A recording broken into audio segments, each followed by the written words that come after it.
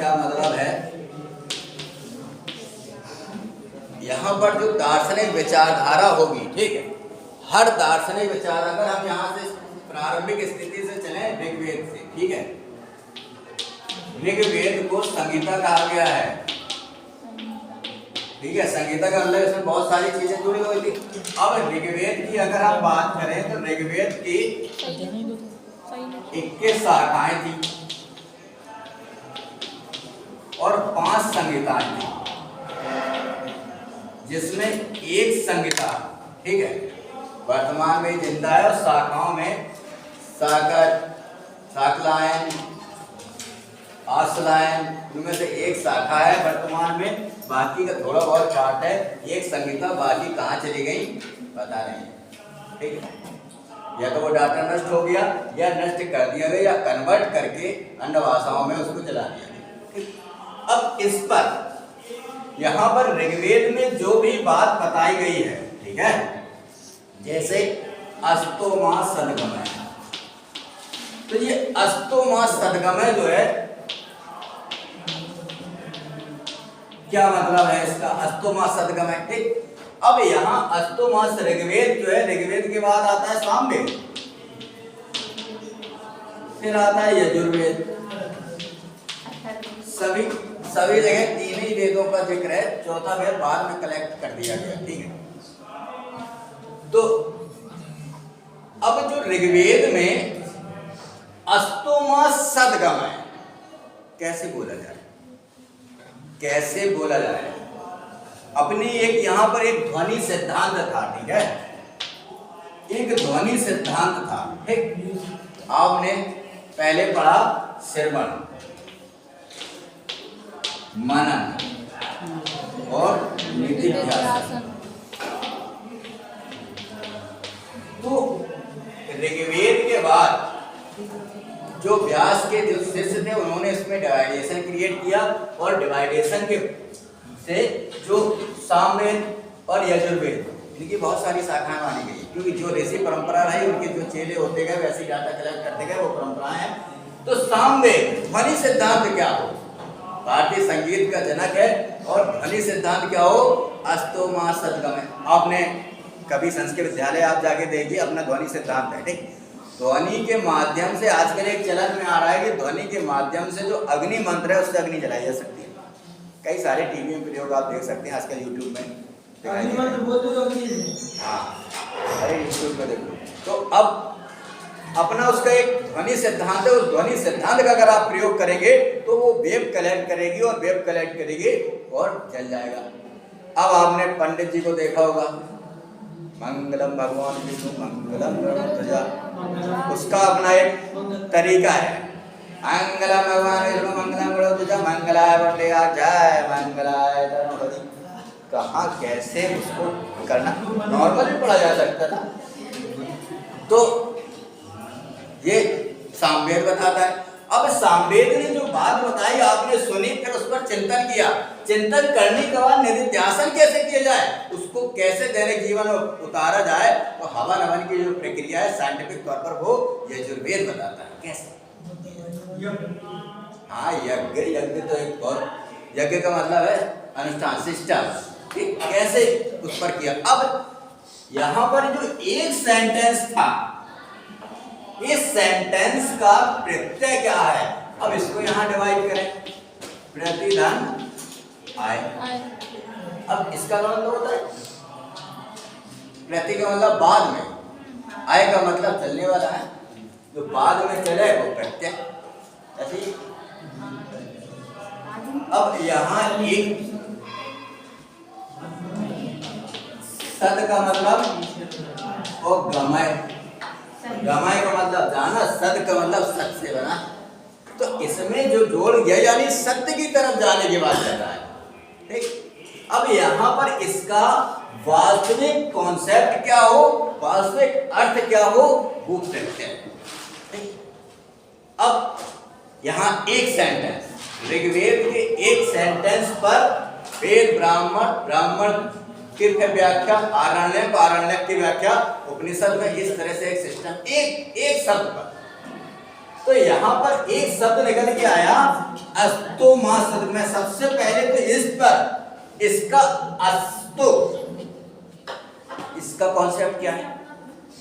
अब इसको आपको समझने के लिए जो षड अंग है, शिक्षा, निरुक्त, व्याकरण, ज्योतिष, पहले उनको समझना पड़ेगा। उनको आपने समझा, फिर आपने ये समझा कि इसमें ये दो है, तो यानी कि द्वितीय विभक्ति शायद हो सकती है। ठीक, रामा राम और रामा। ठीक, अब ये असत, अब यहाँ पर बात है असत, यानी कि ये जो शब्द है वो सत है। अब सत में आ लगा दिया जो सत ना हो, यानी कि असत, तो असत्य से किसकी तरफ हम जा रहे हैं? सत्य की तरफ। तो यहाँ पर इस बात की कहीं जो असत्य नहीं है, संसार में क्या चीज असत्य नहीं है? संसार में हमारे द्वारा जो क्रियाकलाप, जो भी चीजें हैं, ये धन है, मेरा है, तेरा है, जो वासनाएं, काम, क्रोध, लोभ, मोह, अहंकार से रिलेटेड शरीर से जान के द्वारा जो भी कनेक्शन है वो सत्य नहीं है। ठीक, क्योंकि सत्य क्यों नहीं है? क्योंकि ये अनित्य है, वस्तु है, और वस्तु बनती बिगड़ती रहती है, इससे परिवर्तनशील होती है, परिवर्तन की अवस्था में रहती है, तो ये असत्य नहीं। ठीक, अब असत्य से सत्य की तरफ, यानी कि नित्य की तरफ। नित्य संसार में क्या है? नित्य संसार में सुपर नेचुरल एनर्जी है। हाँ, ब्रह्म कह सकते हैं उसे, ब्रह्म कहें या जो भी कहें, तो जो सुपर नेचुरल एनर्जी है, जिस एनर्जी का छोटा, यानी कि एक बहुत बड़ा पावर हाउस। अब जो बहुत बड़ा पावर हाउस है, उस पावर हाउस से छोटा सा अंश हमारे शरीर में भी एक आत्मा है।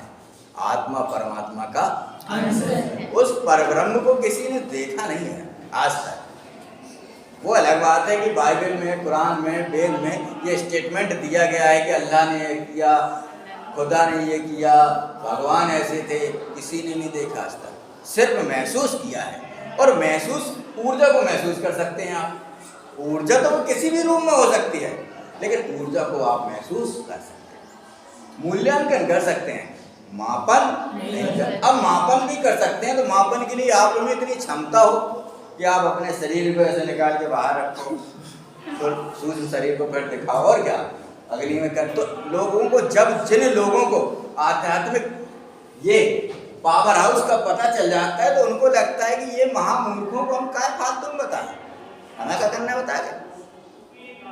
समझ में आ रही बात? ऐसा नहीं कि ऐसे लोग नहीं हैं, बहुत सारे ऐसे लोग हैं, लेकिन उन्हें लगता है कि हमें क्या करना,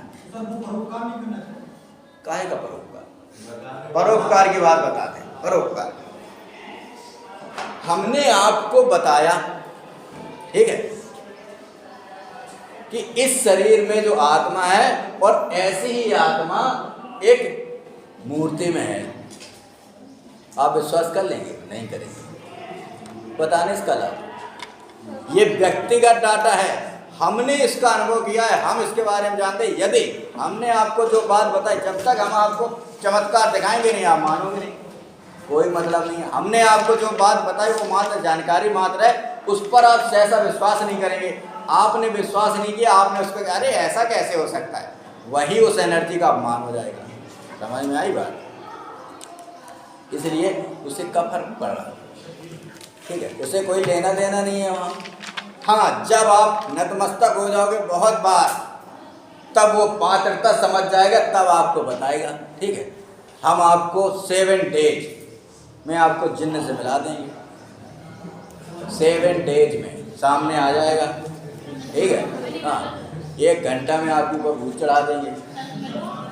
तो 7 डेज में, और ऐसा नहीं 2 दिन जब होंगे, जब आपको तालियां सुनाई देने लगेंगी, 2 ही डेज में। ठीक है, ऐसा नहीं, लेकिन उससे क्या लाभ होने वाला? कोई लाभ नहीं। आपके द्वारा की हुई एक गलती आपके जीवन को ही समाप्त कर देगी। सर, जिनसे कोई लाभ नहीं? खूब लाभ है उसमें। क्षमता, आप में ये क्षमता तो होनी चाहिए। यहाँ सिस्टम ऐसा है कि हम अगर आपके अधीन रहें, तो हमारे जितनी क्षमता आप में होनी चाहिए, तब आपको हम नमस्कार करेंगे, नथा नहीं करेंगे। इतनी क्षमता दो तुम्हारी है। क्षमता जनरेट क्षमता जनरेट। तो यहाँ पर जो हम प्रत्ययवाद के बाद बता रहे थे, तो प्रत्ययवाद के अस्तोमा सर्व, यहाँ पर जो कॉन्सेप्ट है, कॉन्सेप्ट क्या होना चाहिए, वो हर शब्द के बारे में यहाँ पर वर्णन किया गया है, इसलिए भारतीय दर्शन को प्रत्ययवाद कहते हैं।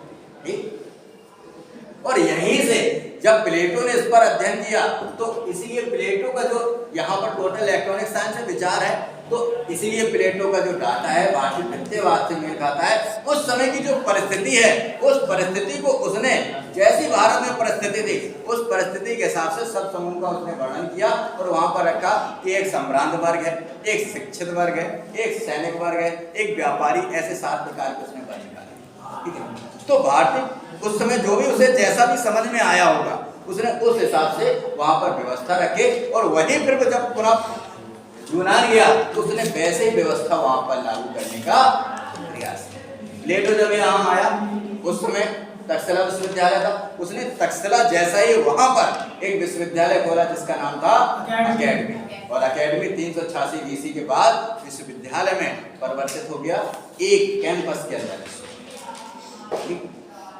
कॉन्सेप्ट में समझ गए, प्रत्ययवाद, भारतीय दर्शन को प्रत्ययवाद कहते हैं। मल्टी टाइम एग्जाम में रिपीटेड प्रश्न है, और ये कठिनता के स्तर से रिलेटेड प्रश्न है।